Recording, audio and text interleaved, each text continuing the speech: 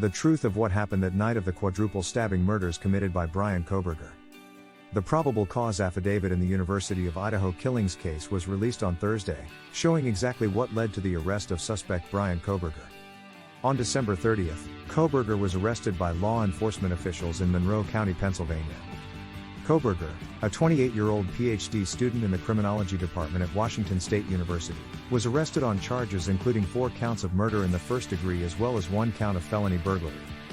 His arrest came more than a month after 4 University of Idaho students were found dead in their off-campus residence.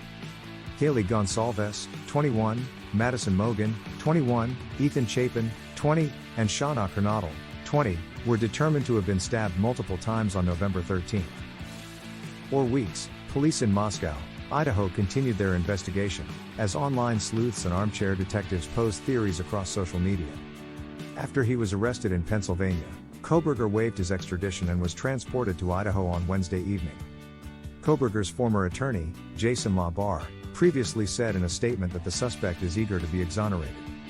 The Moscow Police Department released information on a white Hyundai Elantra that they believed was in the area of the crime on November 13. LaBarre previously confirmed that the car was found at Kohberger's parents' home in Pennsylvania. Reported that Kohberger changed his license plates on the car, just days after the killings. His plates, registration and title were switched from Pennsylvania to Washington on November 18, according to a public records request. On Wednesday night, Kohberger arrived at the Pullman Moscow airport and was transported and booked into the Lada County Jail.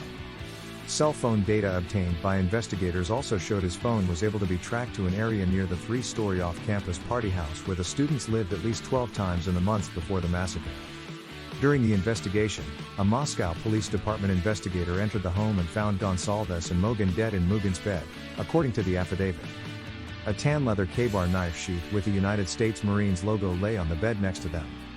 Their roommate, Dylan Mortensen, also told investigators she was awoken at 4 a.m. by what she thought was the sound of Goncalves playing with her dog. Mortensen later heard the sound of crying coming from Goncalves' room, and heard a male voice say something like, "It's okay, I'm going to help you." She then spotted a 5-foot 10-inch man with bushy eyebrows dressed in black with a mask over his nose and mouth walking towards her, and stood in a state of frozen shock. Terrified, Mortensen locked herself in her room as the intruder headed towards a sliding glass door in the rear of the 3-story home, where he apparently fled.